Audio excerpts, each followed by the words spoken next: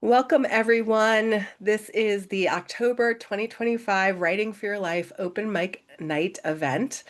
I'm so excited to be here with a great group of folks. We have a wonderful lineup of speakers and some people on the waiting list we're going to hope to get to tonight. So we're going to start right off. This is a chance. Every reader is going to have 5 minutes. And as they've been instructed, they can use the 5 minutes to read a piece of their work and to ask for feedback if they want. So Elizabeth is our first reader. And Elizabeth, I'll ask you just to go ahead. Thank you and welcome, everyone. Good evening, everyone. I'm Elizabeth Singletary from Washington, D.C., and I'm reading a poem that I wrote in honor of my uncle who passed away years ago.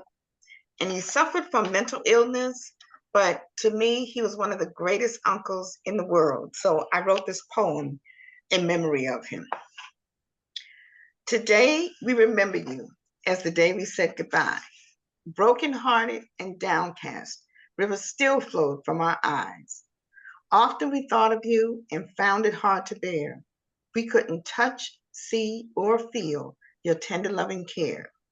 The jovial times we had, eating sherbet by the gallon, trying not to get caught since we weren't supposed to have it. And when we ate the codfish, hot from the pan, the patties were so steamy, they almost burned our hands. Not all days were easy as you suffered from your pain, not just the physical, but the mental was a strain.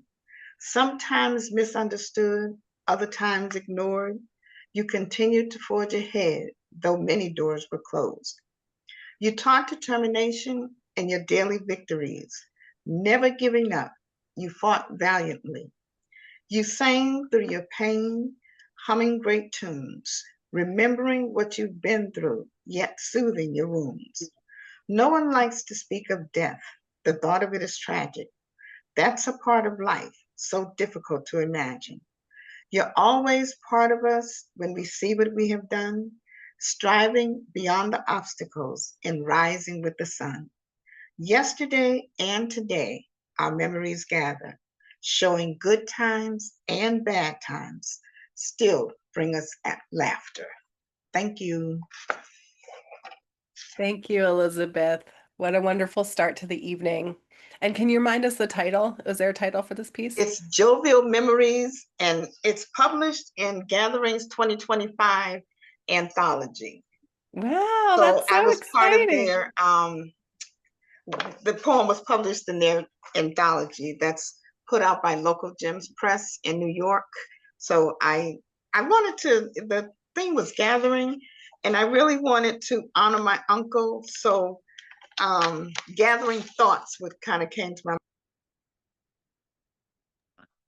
Uh-oh, did we lose Elizabeth? Oh no. Well, that was a wonderful start to the night, but I think she just cut out. Okay, well, let's keep going. But maybe wait if you want to give Elizabeth some feedback. Let's wait till she's rejoined, hopefully, and then we can either make space for her and or put it in the chat. But she's a fabulous poet and has shared several of her works in the past. Okay, Lynn, do you want to go ahead? And then Yes. after Lynn is Ken. Yes. I'm Lynn Bjornson. My piece is Impossible to Murder. The first time God led me through this process of discovery, I didn't get it. It was the spring of 2017 when I asked God, "What is your opinion on abortion?" I had been so indoctrinated with political rhetoric from evangelical pulpits, my brain was unable to connect any of the epiphanies God gave me to form a larger picture. At each step, I had to stop, breathe spiritually, and process that new concept for weeks before I could move on to the next. God held my hand and patiently drew his picture for me, connecting the dots until I could finally catch on. First, God walked me through the memory of a week following my mother's stroke in 2004, where my family wrestled with medical concepts like viability, life support, and power of attorney. We came to understand that if mom suffered a second stroke, she could become non-viable and be placed on a life support system. Only my father, who was mom's acting medical power of attorney, had the authority to continue or terminate mom's life support system. My sister and I wrestled with whether dad could be a murderer if he chose to terminate mom's life support system. With gentleness and great kindness, the lead nurse for our mom's medical team pointed out that it is impossible to murder someone who is no longer alive. 13 years later, as God patiently led me through his answer to my question, he revealed to me that the definition of living in the Bible is the same as the medical term viable. A human being is considered living and viable when all their bodily systems are functioning independently, without the assistance of an external life support system. The most efficient way to determine if a human's bodily systems are functioning is to check if they are breathing air with lungs through nostrils. Since all other bodily systems rely on oxygenated blood produced by breathing, respiration is considered a sign of living in the Bible and viability in the medical world. Truly, Genesis 2:7 says, Then the Lord God formed a man from the dust of the ground and breathed into his nostrils the breath of life, and the man became a living being. And the ancient definition of living in Job 27:3 is, I have life within me, the breath of God in my nostrils. Then God brought me to scriptures such as Romans 1:20, for since the creation of the world, God's invisible qualities have been clearly seen, being understood from what has been made, so that people are without excuse. I realized that God could have chosen to create each new human from dust or the ribs of other humans as he did with Adam and Eve, but he didn't. God chose to have each new human begin earthly existence as a humble, non viable organism sustained on a fragile life support system. Why? I have no idea. I am simply observing what God has made. Just as my own mother on medical life support following a debilitating stroke, the non viable fetus in the womb is equal in value to a viable, living human being.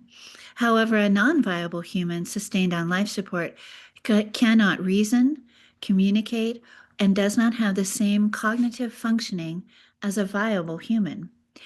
This is why every life support system has to have a cognitively viable person with decision-making authority over the power, maintenance, and regulation of that system. In my mom's case, this authority was my dad, who was her medical power of attorney. In a pregnancy, our Creator shares that authority with a woman the moment he places one of his immaculate life support systems in her body and nowhere else. Gradually, I could make out God's big picture. I connected the dots. The womb is a life support system, and a fetus cannot live outside the womb. A human is alive and breathing air with lungs through nostrils, and a human has to be alive first before it can be murdered. An unborn fetus never has been alive. Therefore, a human fetus is impossible to murder. Thank you. Thank you, Lynn. Well, we're right at 5 minutes for that one. And I know that you explore this really difficult and complicated topic. And for those who are interested in reading more of Lynn's work, she has shared her Substack in the chat. And she can share additional feedback, but we do need to move forward since we're at the 5 minute. But thank you again for reading. Thank you. Okay, Ken, you're up next. And Elizabeth, welcome back. We're so sorry that we lost you abruptly, but we loved your poem. After Ken is going to be Lori T, and then after Lori is Heather. So, Ken, I'll hand it over to you. Okay, this is a departure from my usual writing, but it was one that was waking me up in the middle of the night. So a short poem. It's called They Must Have Known. They must have known, good German citizens, as the rail cars rumbled past, armed guards, human cargo, a tiny hand reaching through a broken board. They must have known. Did they believe the leader that these were undesirables, dangerous criminals, polluters of the race? Did they bite their tongues, fearing informants, Gestapo in the night, no appeal? Did they disobey, hiding the targeted, abetting escape, sneaking water to the train? They must have known, as I do, watching the train roll past my window.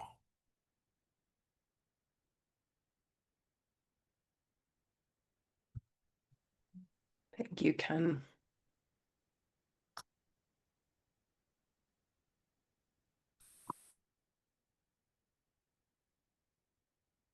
Yeah, I got chills right as you said the last line. So, I think that speaks to the somatic response. Ken, that was really beautiful. Do you have any specific questions or feedback you want from the group?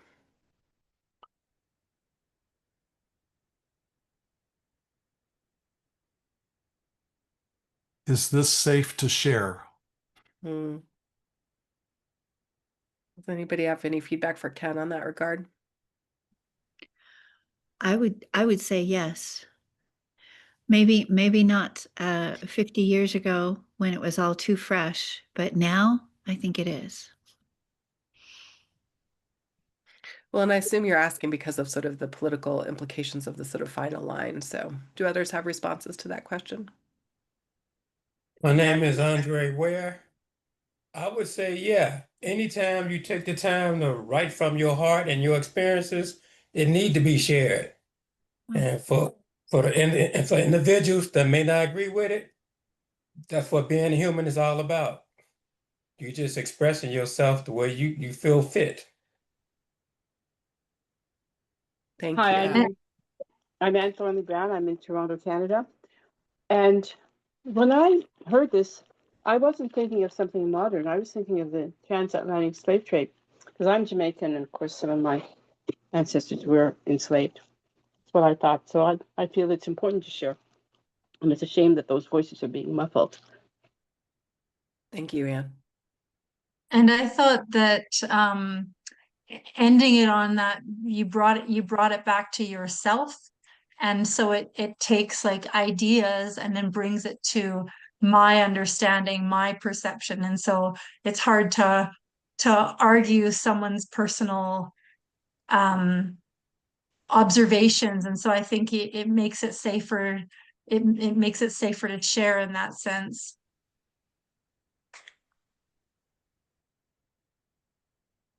Thanks, everyone. Ken, I agree. I think it's a really powerful piece, and I would encourage you to consider how and when and where you want to share it with the world. Thank you. All right, let's move forward. We saved 1 minute with Ken, and since we're trying to get to our waiting list, why don't we move forward? Lori, do you want to read next? That's tough to follow. And I would say, Ken, you had it. It feels like a moral imperative to share to me. So, at any rate, Lori Tonneson, I'm in Houston. Not a writer, I've never published anything, I have no writing training, but this is just something I've started doing in response to some serious medical issues and a lot of medical treatment. So, cruel ironies have been on my mind lately. Nerves, once damaged, can be simultaneously dead and yet in unbearable agony. How can that be? I always thought of myself as someone who was good with words, but this new world that I'm navigating shed new light on this. Maybe I'm not so good with words, or not the right words. I'm learning new ones, but I've lost so many others. This experience has taken so much from me and taught me the inadequacy of so many things, including language.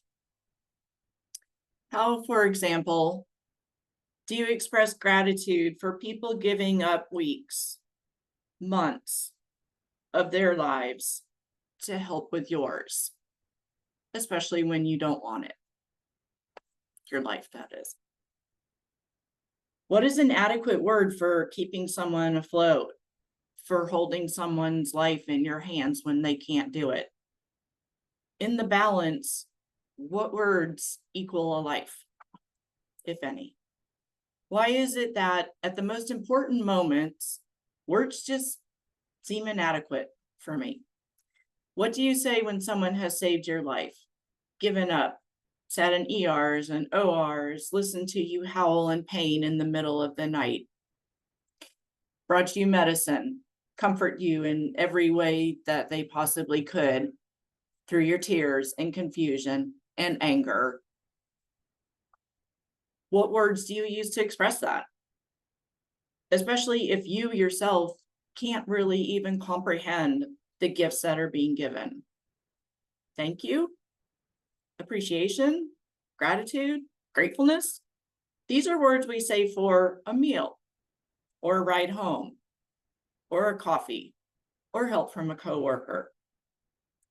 Surely there must be bigger, better, more powerful words for those who sit for hours on end in hospitals, waiting, who lie awake on the floor or in the hospital room with you all night, helping you make it through the night, reminding you to breathe.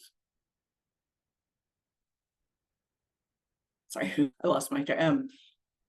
So how do you thank these people? Listen to pain, your sobbing, your frustration, your fear, and then more pain, because that's all that's in your brain. Perhaps the giving isn't in the words of the gratitude, but in saying, I acknowledge, I see, I know. It's you. It's not unnoticed. And perhaps then, thank you. Yeah. Thank you, Lori. I don't have specific questions. I'm open to feedback or reactions or questions, but Okay. Well, I'll start and then others can jump in. Maybe Rhoda, I see your hand up. So Lori, thank you for that. And I think it's really interesting and powerful how you juxtapose the sort of searching for words and the sort of limitations of language. And then I thought it was surprising and sort of beautiful that the word you were struggling with is gratitude, as opposed to sort of meditating on pain or suffering, which was woven throughout that. Sort of your meditation is really on the concept of gratitude, which I think was, just a really striking, striking exploration and says a lot about you, I think, as a writer and as a person. Rhoda, do you want to go next? Go ahead and just, unmute yourself. Oh, Rhoda, you just need to unmute yourself. Okay. you just did something brilliant. Okay, go ahead. Looks like Right. you're unmuted. Yeah, Kate, I will just jump on what you just said. I was really struck, Laurie, with your search for more meaningful words than the thank you that we throw out all the time so easily. That just struck me as revealing yourself, revealing the depth of what you were feeling, the gratitude that you were feeling, and bravo. I liked it. Thank you. All right, well, the timer just went off. So I saw Refried Beans hand go up. So maybe if other folks have feedback for Lori, you can put it in the chat. But thank you, Lori, for your bravery and for sharing with us tonight. Okay, Heather Sloan, you are next. Are you ready? Hi, I'm in Portland, Oregon, and I'm going to read a little excerpt from a book I recently published called Make a Tour de Force of Your Divorce, Emerge from the Split with Grace and Grit. This is from chapter 14 towards the end of the book, and it's a chapter called Freedom. Freedom, emerge to become who you are. And it opens with a quote. The soul that wanders, spirit-led, becomes in his transforming shade the secret that she was in God before the world was made. Jessica Powers. Act 1.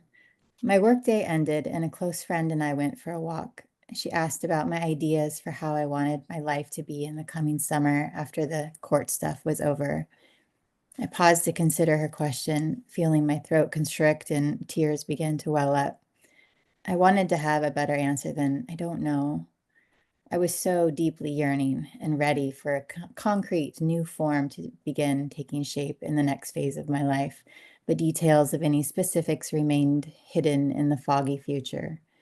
I heard myself say, I'd love to have goodness come into my life again. I'm open to receiving it, but I'm not going to push to make it happen. She quickly apologized as she felt bad that she'd asked. I responded, no, don't, please. It's good to just say the truth about where I am. You're my good friend. I know you can hear this and understand. Yes, I do, she said. I just get ahead of where you are. I'm excited for what lies ahead in your life. Her question stayed with me after our walk. What do I want my life to look like after this phase? I pondered. Act 2. The next day, I went on another walk with a different friend after work, and she happened to ask roughly the same question as my friend the day before. I heard myself answer similarly as I had the prior day, but I added, I'm ready for a new story, new friends, new people, new experiences, some adventure. I just don't yet know the what or how of any of those details. I think about the summer ahead, but I've not felt free to plan with the unknowns of finances and the impingement on spending, while legal matters are still unresolved. I get it, she answered. Then she added that a friend of hers, after her own divorce, had rented a flat near the Eiffel Tower. She had bought herself a new wardrobe, lived there for a few months, and called it her stiletto summer. This story delighted me and stuck in my imagination. It called to a part of me that lay hidden somewhere in the mansion of my heart. Act 3.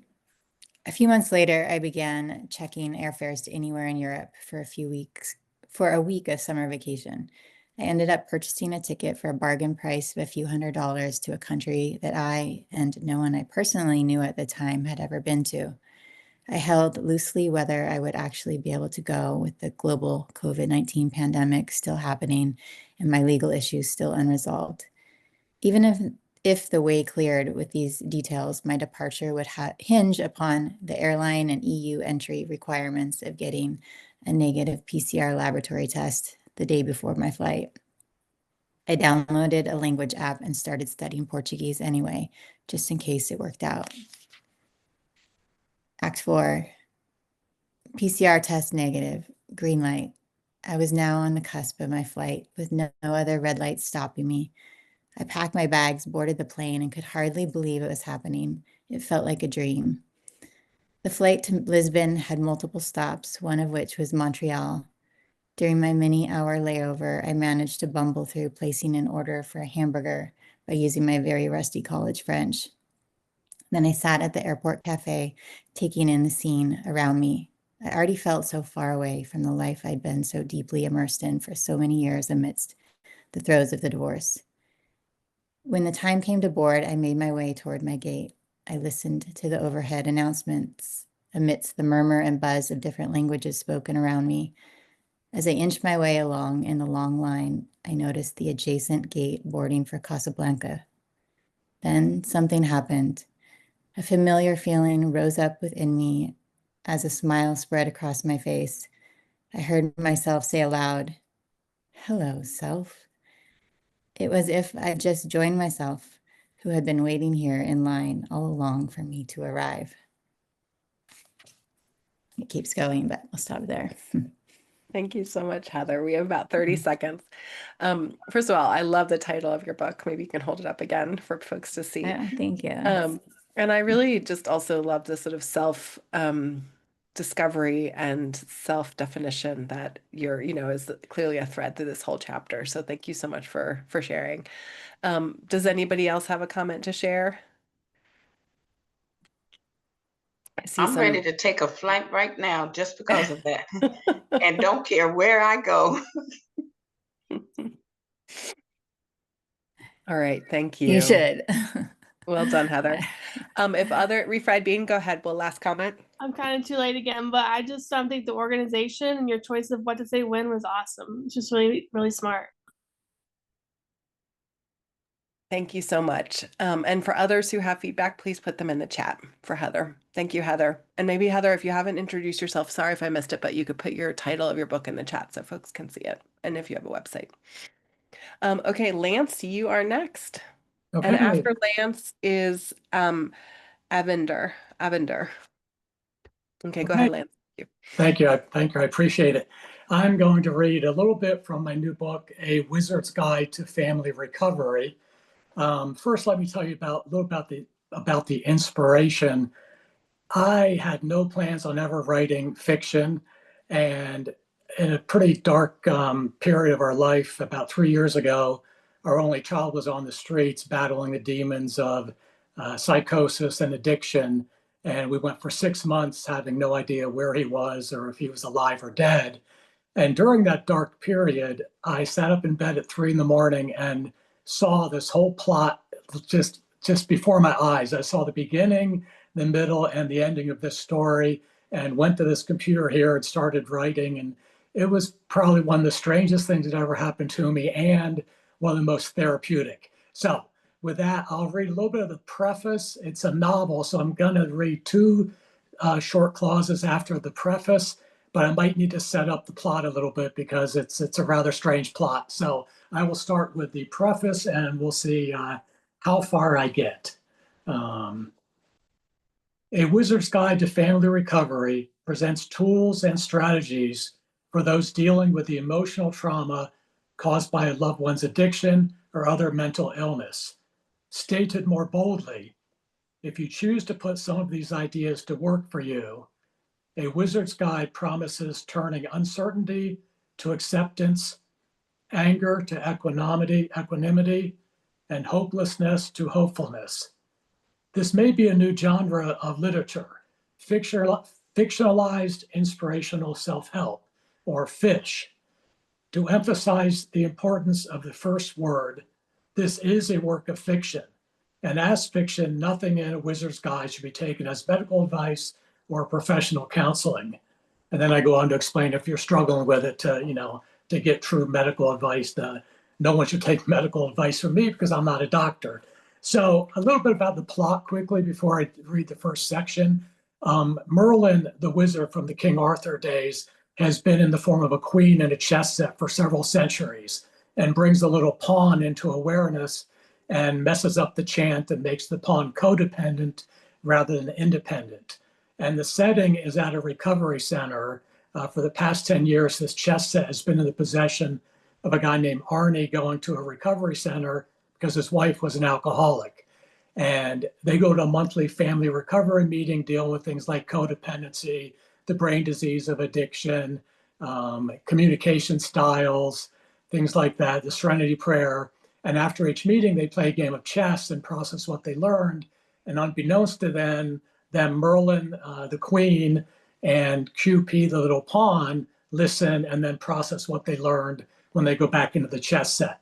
So I will read a section. This is when Michael first shows up at this meeting because similar to our son, his son was missing on the streets and his daughter is an alcoholic living at home.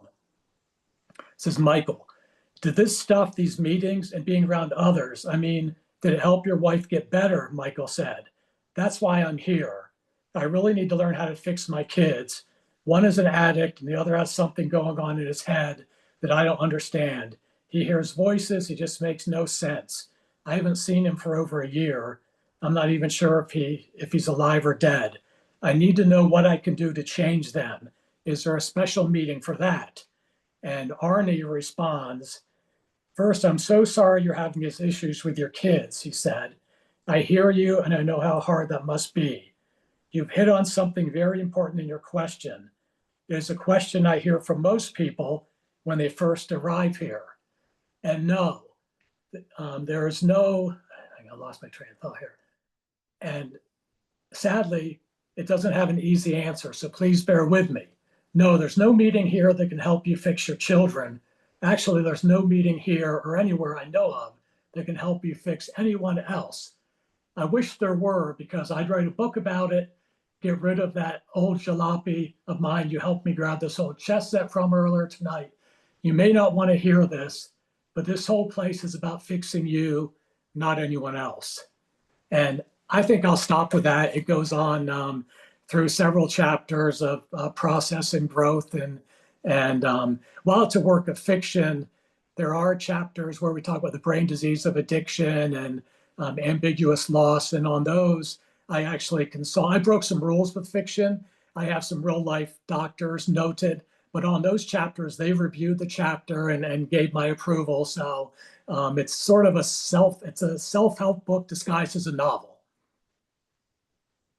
Well, that's great. Thank you so much, Lance. And I really appreciate hearing about your process too. I think it's super interesting. And Refried Bean, you wanted to speak? Come off mute. You go aheart. I was trying to do a heart, but I said in the chat, I love the idea for this genre, and it's an awesome idea of just putting every helpful thought out there, but not telling people what to do. It's great. Mhm. Lynn, go ahead. I think your premise is brilliant, and it really motivates me to want to read your book. And I love how you've woven fiction together with your own life experience, nonfiction. It sounds brilliant. I want to read it. Thank you. Great. All right. Well, we're at time. Thank you so much, Lance. And again, Lance, I encourage you to put, if you haven't already, your book title and website in the chat. Arvinder, am I saying that wrong? Probably. That is correct. It's Arvinder Ginda. Arvinder, okay. And after you will be at I don't see Kimberly is not with us. So after that will be Cindy Geary, and after that will be Robert Wood. So go ahead, please. Perfect. Thank you. This is a second book that the first book was that I wrote and put out about a year ago was Chosen and Flawed. And the second book is titled 53 Reflections, A Guide to Healing Through Human Pain. And essentially, this was a result of some recent coaching that I've been doing, working with various people and helping them work through their traumas and crises and difficult situations they've had in their lives. And I've used some of the questions and the process that I used with them and decided to put it into a workbook of sorts. And what I'd like to read is the introduction, and I'll read you a reflection that goes along with it. So the introduction, this book was born from pain, but also from something more enduring, a calling. For years, I carried the weight of others' stories, their confessions, their trauma, their regrets, while silencing much of my own. As a special agent with the FBI, I learned how to read people, but it wasn't until I began reading myself that the real work of healing began. 53 Reflections is not a collection of polished thoughts. These pages are raw, they are real. They are moments where faith and failure met in the same breath. Each reflection is pulled from the trenches of personal and professional heartbreak, filtered through years of spiritual struggle and soul-level awakening. This book is for those who carry too much, feel too deeply, or wonder if they'll ever stop hurting. It's for those who can't, quote, just move on, because the pain became part of who they are, and maybe deep down, they don't want to forget. I now understand that healing isn't about erasing the past. It's about reclaiming it, owning it, naming it without shame. This is the heartbeat of 53 Reflections, to help you stop running from your story and instead make peace with it, to help you see your pain not as your enemy, but as a thread in the fabric of who you are becoming, to help you rewrite your identity, not as a victim, not just as a survivor, but as you. I may not have forever, but I have now, and these are the words that I want to leave behind. May they live longer than I do. May they reach who they're meant to reach, and may they remind you you're not alone. And one of the reflections I'd like to read is basically a reflection chapter, or number 9. It's grief with no funeral. Not all grief comes from with a casket. We grieve relationships that didn't end cleanly, versions of ourselves we outgrew, dreams we buried quietly. Grief doesn't ask for permission, it simply asks to be felt. And the reflection prompt is, what am I grieving that I haven't allowed myself to name? So essentially, you would read the reflection and be able to give you some space there to write about what it is that you might be struggling with. And there's 53 of those. And essentially, it's allowing people to be able to work through their trauma and the challenges they face, and taking that trauma and turning it into an emotional imprint. In other words, making it part of our DNA, so that it becomes part of our, essentially a part of our origin story, not something that we should shy away from, but rather taking ownership of the difficult times that we've all endured. So that's pretty much the premise of the book, and the idea behind it. Thank you so much. I have a comment. Is there any specific, we have about a minute and a half left. Is there any specific feedback you're looking for, or just general thoughts? Essentially that some thoughts of where would be maybe a good place to share this with additional people, or just I just have found this very useful in my personal life, and also with some close friends and family members. I recently put it on Amazon as well, so just getting it off the ground. Okay, great. So maybe some feedback about platform building. Well, Yeah. I'll just say, I know you've shared with this community in the past, and I think your background as a former FBI, employee or worker is really interesting. And I thought your point, you made a comment, which is like, I was good at reading other people, but it wasn't till I turned it inward that I started really the process of self-healing. I think that is so compelling and could really be part of your platform moving forward as sort of that sort of narrative thread. So, so well done. And again, I would Fantastic. amplify that point perhaps in your platform Fantastic. building efforts. Thank you. Other Thank you. comments or feedback? I know there was one in the chat from Rhoda, A Guide to Healing Through Human Pain. I like this choice of a pathway to healing. Love the title and the message. Yeah, great. More comments are coming in the chat. Great topics, great writing. Anybody want to come off mute? I will. I think I need to read that Arvinder's book. I'll put a link to it in the chat. Thank you. Okay, great. Well, we're at time. But thank you. Yes, please again, do include the link and the title in the chat for those who want to check it out. And congratulations. Thank you. There's some more comments coming in, so check those out as well. Okay. I think again, Kimberly is not with us, so we're going to move forward to Cindy, and then after that is Robert, and then after that is Teresa, and then we'll turn to our waiting list. Okay, Cindy, you're up, and you have 5 minutes, so thank you. Okay. All right. Well, thank you. I'm so happy to have this chance to be here tonight to talk to you, to do some reading from my forthcoming book. It's supposed to be released October 28th.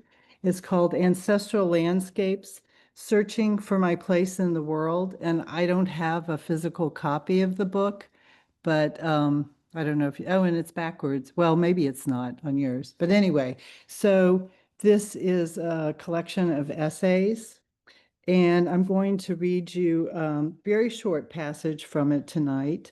And this is a book in which I investigate the lives of my ancestors and try to find out how their lives shaped mine.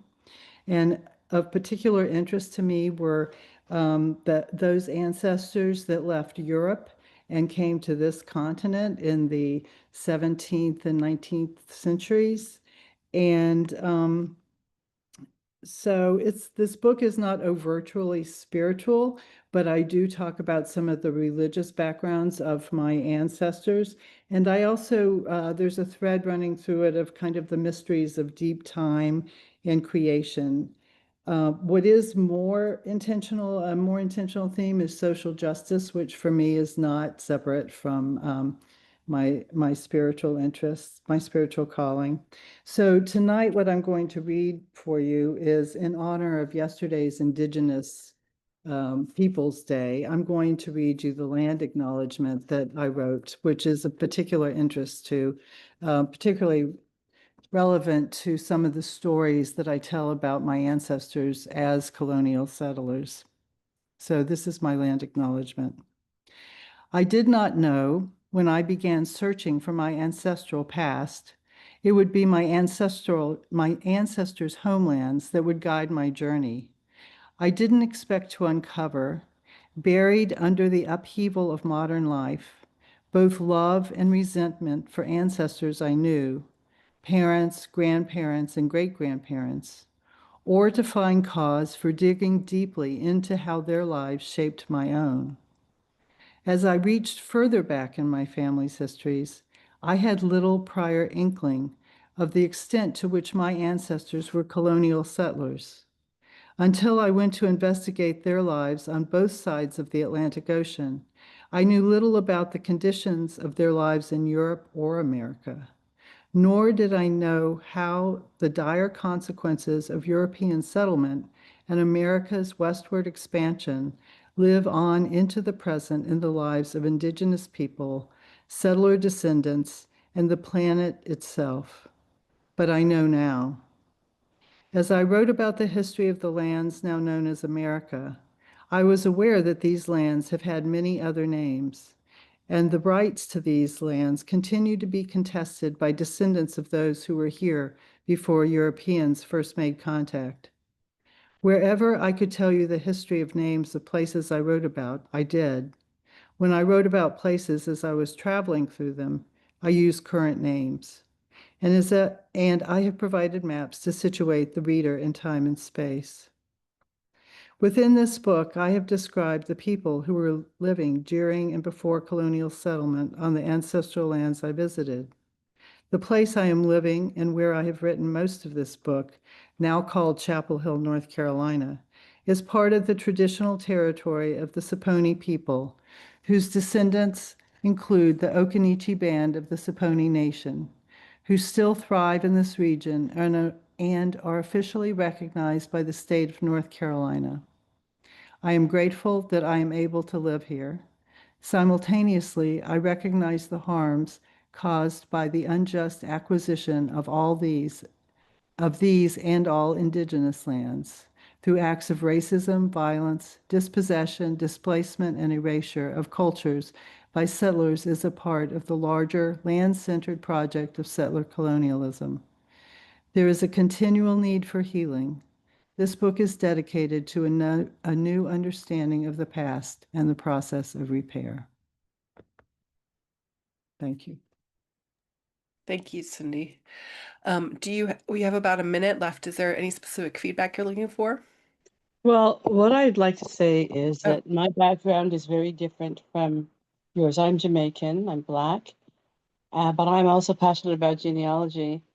And when I started my journey, I had no idea I was related to 6 U.S. presidents, Elvis Presley, Marilyn Monroe, and Princess Diana, and as well descended from enslavers. So I can really relate to what you're sharing about some of the unexpected discoveries and sometimes painful. Mm-hmm. Thank you. Thank you so much, Anne. And Gloria, did I see you come off mute, or did I imagine that?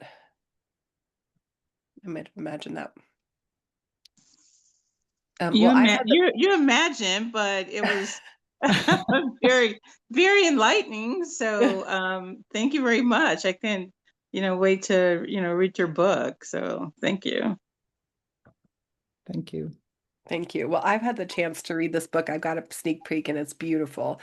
And I thought the passage you read was beautiful too. I got chills at the beginning. So thank you so much. Okay, we're at time, but Cindy, if you could add, the title of your book in the chat, and again, any links you want to share with the group, that would be great. And congratulations, exciting for the forthcoming publication. Thank you. Okay, Robert is next, and then Teresa, and then we're going to go to Gloria on the waiting list. Okay, so Robert. Hi, yes. My name is Rob Wood. I'm from Salt Lake City. I just finished writing a young adult fiction novel, which mainly takes place in an afterlife realm called the World of Spirits. This is an excerpt that I'd like to read to you. I'm looking just for your general reaction to the writing. The hospital bed. Her body lies in a borrowed hospital bed, now stationed in her living room. A golden afghan is draped gently over her fragile form, thin and wasted beneath it. Cancer had spread relentlessly from organ to organ, like a conquering Alexander the Great, demanding allegiance at every step.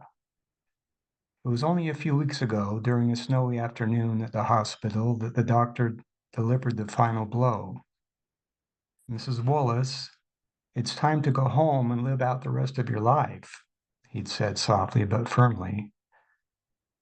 Through the fog of medication, she protested, no, I won't. I'll keep fighting. I'm staying right here. But the doctor's next words cut deep. Mrs. Wallace, there's nothing more we can do. The truth stuck hard. She had tried everything from conventional treatments to desperate measures. And while nothing had worked, she hadn't been willing to let go. Everyone has a day to die, but mine is not today, she told herself, clinging to the fight. Now, back in her own home, caregivers move carefully around her. She can feel her own slow decline, yet her mind is resolute. They can take my body, she thinks, but my mind is still here. Her thoughts drift to the ones she loves, her faith, memories from her childhood. Though she can no longer speak, those around her sense it's time to gather her loved ones. Angelica's family is her pride. She raised 8 children from 2 marriages, always working to blend them into one family. They will always remember her playfulness, rolling cans down grocery store aisles for them to catch, singing hymns in harmony on long road trips. She had wanted to teach them a zest for life, a respect for God, and in many ways she had. Family gathers in the small apartment, with her sister arriving shortly after. She's not ready to let go. I can still win this, she tells herself, the rallying cry of a general preparing for a final battle. Yet beneath the bravado, a question whispers, if I'm really going to die, what comes next? She knows her faith, the teachings, and yet an anxious wondering remains. In this moment, even the most faithful are left asking, does anyone really know? From the perspective of the world of spirits, Father puts his hand on my shoulder. Taking a few steps, then turning, we see it, my mother's living room, right there as if it's caught in time.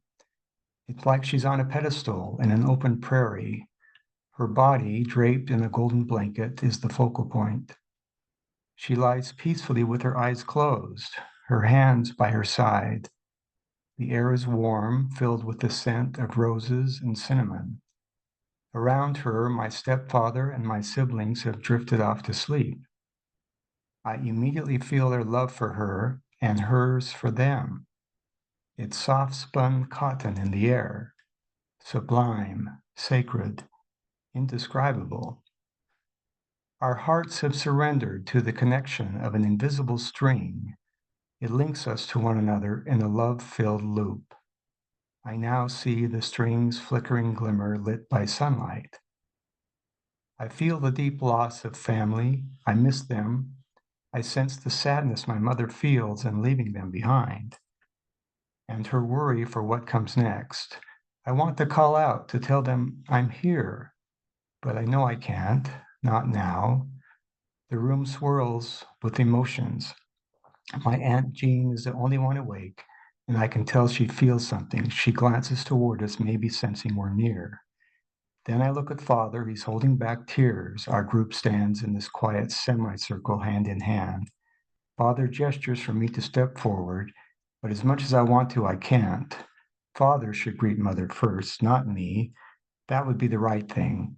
I know he feels my hesitation, and he gives me a reassuring smile, then steps forward. Angelica, I'm here, he whispers. We're all here for you. Adubeife. And that's when my mother's eyes open. Sorry, I realize I'm a little bit over. Thank you so much. So we are at time, so I'm going to ask people to put feedback in the chat. But that was beautiful, and I loved the tenacity that was demonstrated in the character, and also this, this image of the invisible string connecting in love. So really lovely piece. Again, if you can want to share any of your personal information in the chat, and also please share feedback with Rob in the chat. Do you say you want? Okay, thank you. All right, we're going to go with Teresa next. And as I announced at the beginning, we're going to invite everyone to stay on for 15 extra minutes.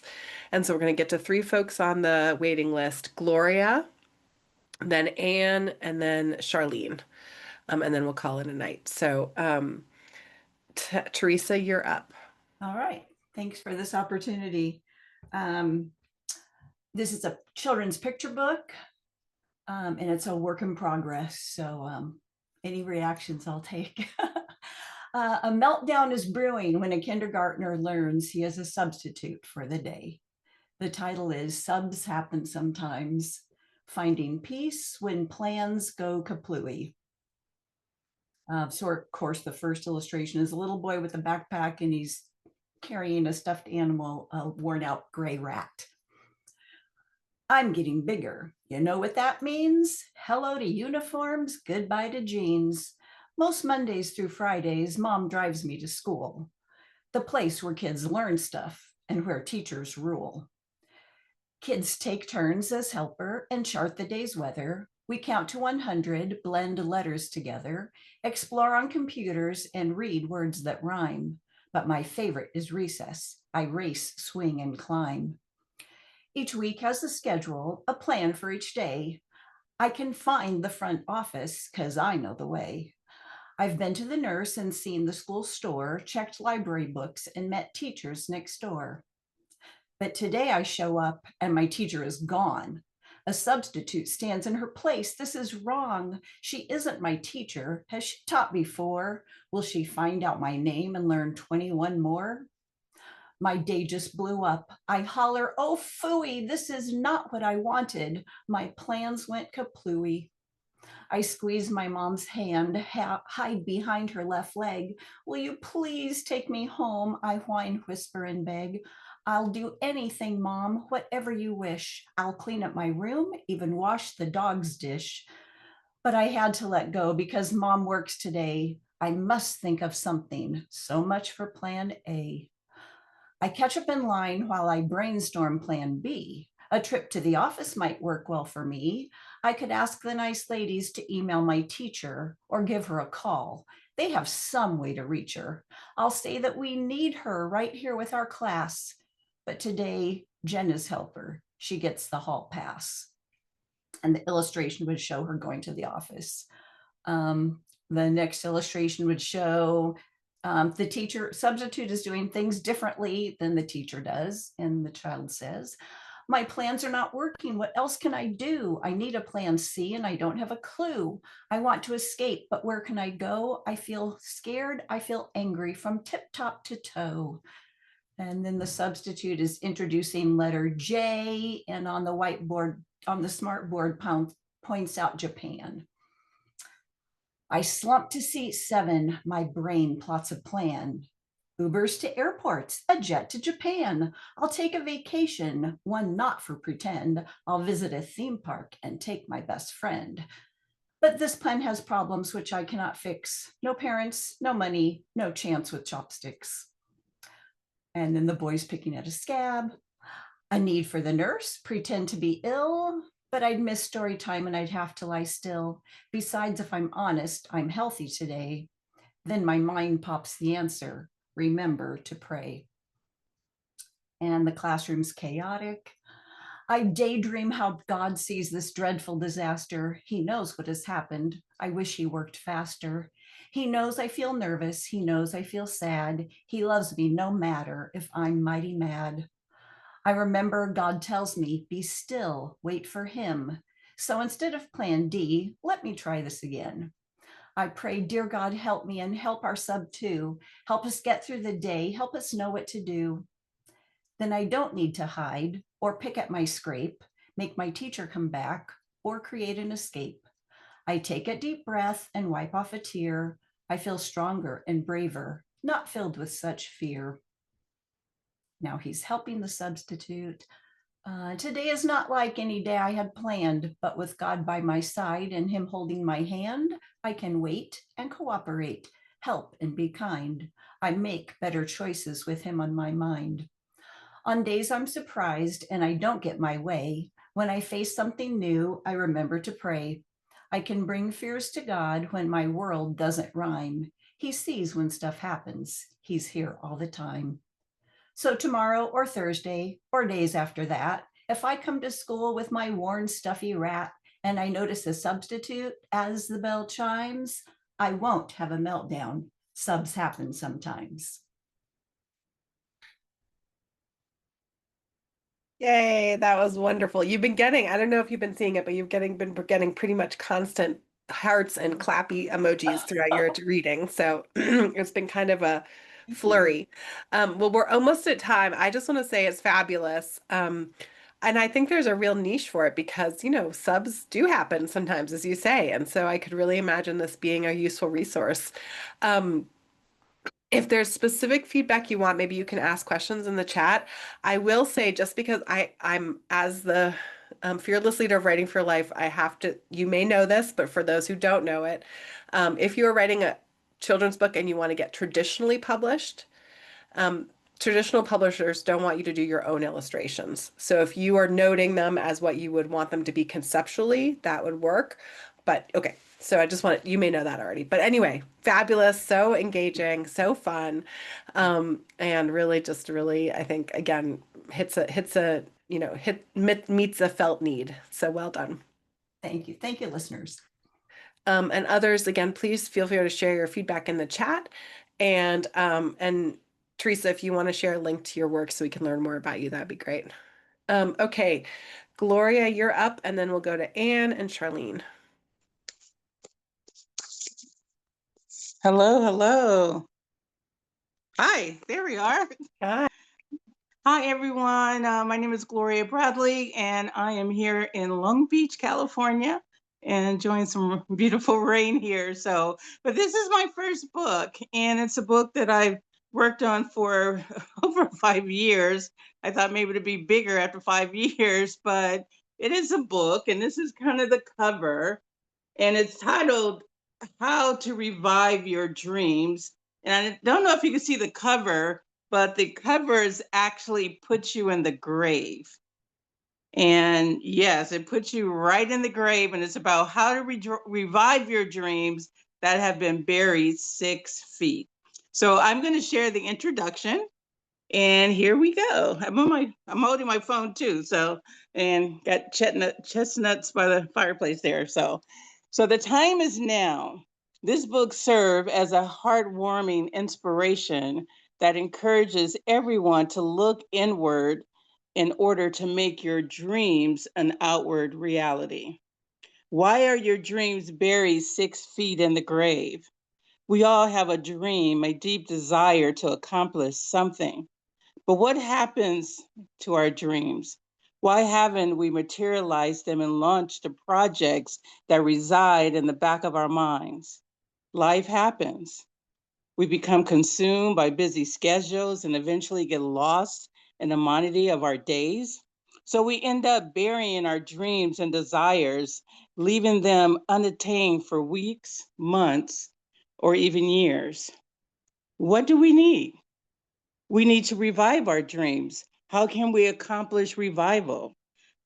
By accepting that your dreams are not buried, but they are planted, and they can grow and flourish, and you can reap the harvest of a fruitful dream. Your job is to nurture the soil and water your ideals, but most importantly, feed your faith. Questions that boggle the mind and that run rapid in the thoughts of many people, at least once in their life, are the following. Who am I? and what is my purpose?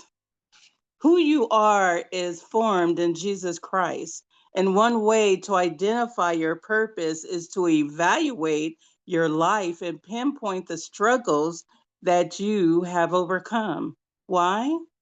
Because God has a purpose, and his heavenly assignment for you sometimes will include you helping others in the areas that you have witnessed his healing and restorational power. It will also include the use of your gifts and talents. God has instilled in you specific giftings that will take you to manifest your vision.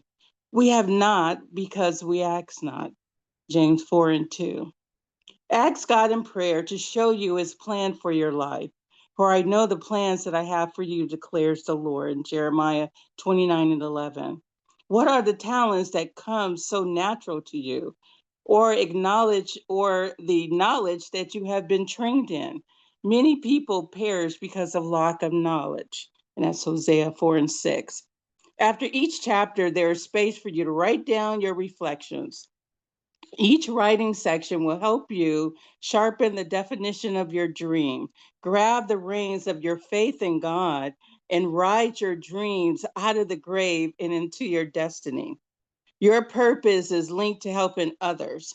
When you can identify your purpose, it will not materialize itself on its own. If God has given you a vision, then you become responsible for executing return to play that vision and bringing it to fruition. This process will require you to take action, establish plans that take intentional steps. Only you can do what you are meant to achieve, so you must revive your dreams. Write the vision down, make it plain. There are a few reasons why we put our dreams in the back burner, and two of these reasons are fear and loss of hope.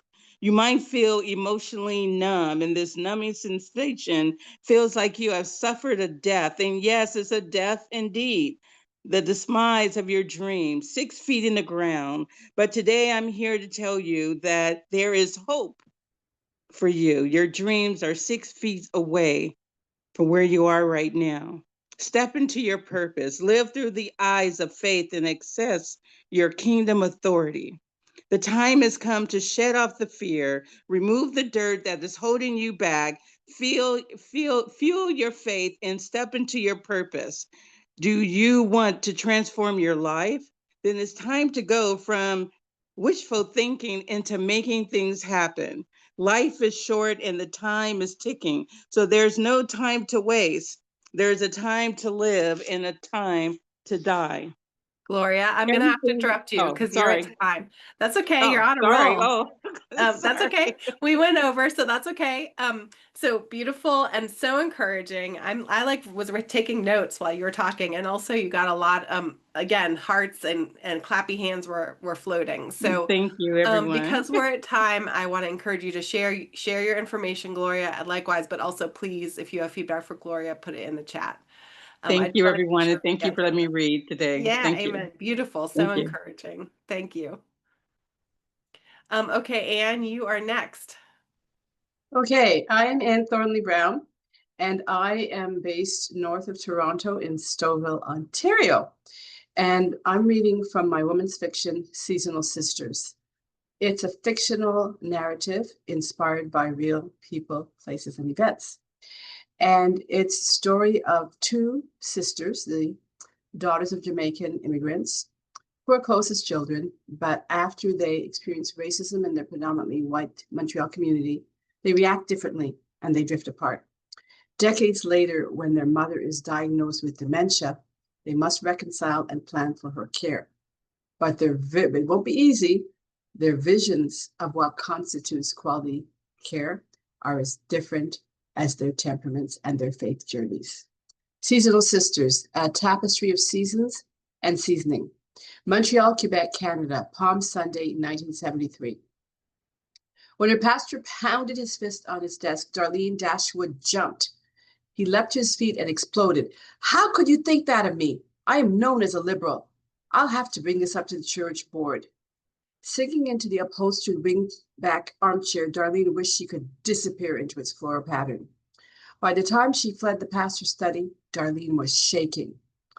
As she walked home from church with her younger sister, Cherise, Darlene replayed her conversation with the pastor in her head. What did I say to make him so angry? Cherise touched Darlene's arm. Are you okay? You haven't heard one word I've said. The pastor shouted at me. You must have been rude to him. You haven't even asked me what happened and you assume I'm wrong? Unbelievable. For the rest of the walk home, Darlene was deep in thought. I thought I had a good rapport with the pastor. Good Friday, 1973. Darlene Dashwood's hands trembled as she helped her mother set brunch on the Formica kitchen dinette. She fought back the tears. The pastor's scathing words still echoed in her mind. After the family gathered, her father said the grace. For what we're about to receive, may the Lord make us truly thankful. Even though he migrated to Canada 18 years earlier, his impeccable English retains its Jamaican cadence.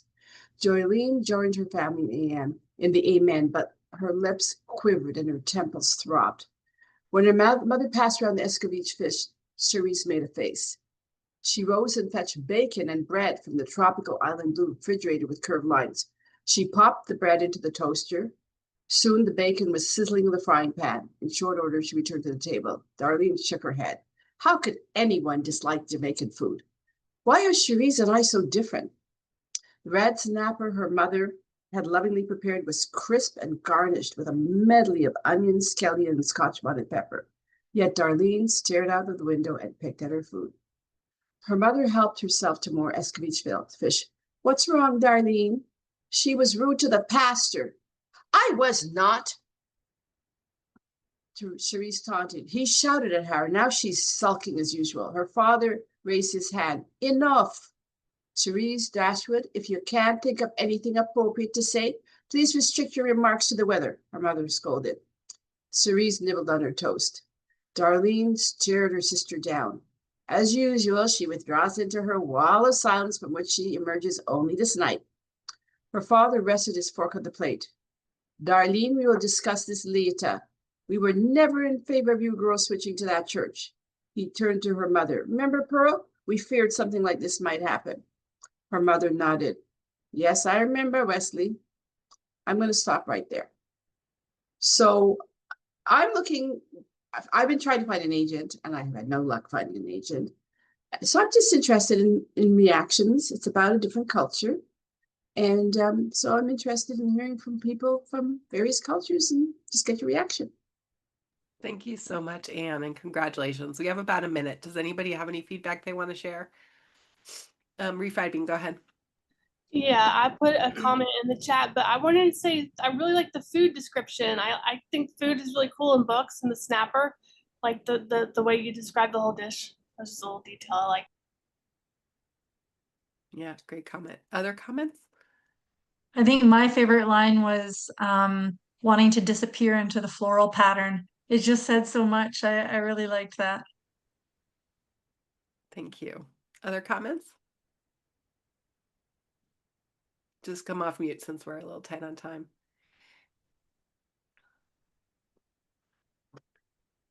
Well, I'll just add my encouragement also, Anne. I think it was really compelling. I think your voice is really shines through and is very the narrative really grabs you. And so, I know the frustration of trying to find an agent can be really tough.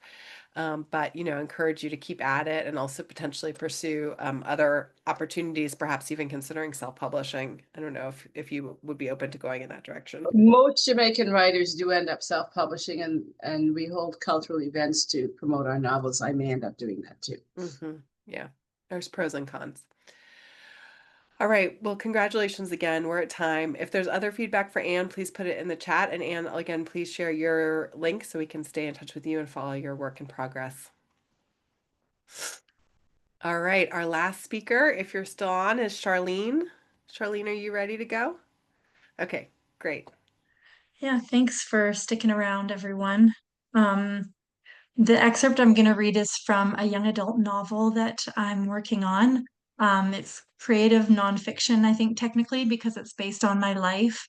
It's about a 19-year-old female who walks out of her suburban home one day with her backpack on, just knowing she needs to leave the life she's living, but really having no idea where she's going or what she's going to do. And the novel is about the many adventures she has as she after she walks out the door, but also her journey of self-exploration and of spiritual growth as a Christian.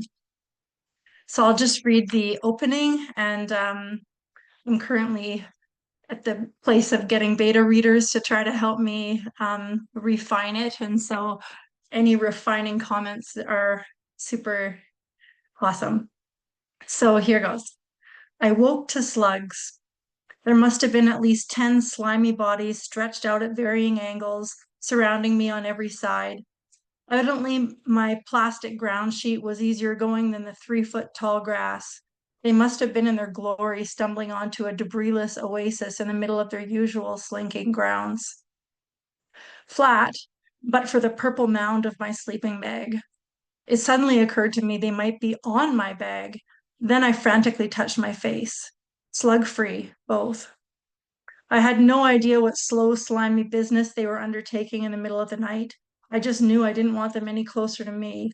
I flung them one by one back into the long grass, wiped my sticky hands on my shirt, and buried myself deeper into my bag, cinching the string around my face so tight that only my nose could catch air. What were the chances of a slug finding its way into that tiny air hole? I reassured myself as I drowsed back to sleep. Who knows how long later, I woke again and peeked out. They were back, or their friends and relations, I guess. A few shudders later, and I tossed the next round of sticky yellow bodies as far as my half-awake arm could muster. On it went through the night, my sluggy senses waking me over and over, repeating the groggy throwing practice. How many slugs were in this field, and how did they keep finding me? It was like I was privy to a whole new side of slugs, nocturnal and relentless, and somehow able to sense flat ground or plastic from a distance. I didn't get many hours of sleep that first night, and what hours I did get certainly weren't solid. I wasn't far from my bed, my comfortable suburban slug-free bed, but I had no thought of returning home. That stuff, sleeplessness and slugs, was the adventure I'd gone out in search of, I guess. That's the intro. So, yeah. Wow. Well, I don't think we've ever had a reading about slugs before, but this was awesome. And I have to say, like, I'm immediately grabbed.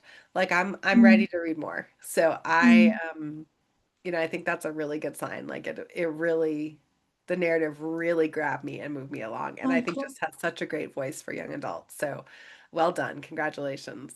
Thank Do others you. have feedback? When you talked about slugs, I remember my niece and nephew when they were younger. They were out in the backyard of the apartment I lived in. Auntie, look what we got. And they're coming in with all them slugs. Don't bring that stuff in here. So it just made me think of my niece and nephews, and very creative to use the slugs as, part of your. Thank you. Great. Other comments? What a fun way to end the evening. Charlene, I really, again, please, I see some clapping emojis coming up. Please keep going with this, because I think you're really onto something. I think you really, captured a young adult genre voice, and it's really engaging and fun. So I say big thumbs up. Congrats. Thank you. Any other comments before we wrap up? I really want to thank everyone for staying late. Any final comments for Charlene? All right, put them in the chat if you have them. I just want to say, again, a huge thanks to everyone. For those who are willing to stay on for a photo snap, I'm going to take our picture after I stop recording. But also just to say a huge thanks to everyone who read tonight, and also everyone who participated and provided comments and encouragement and community.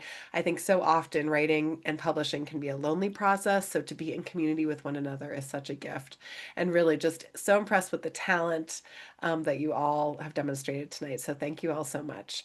And for those who want to be in a picture, please stay on. We're just going to do it in 30 seconds. And again, a huge huge thanks to everyone and have a lovely evening.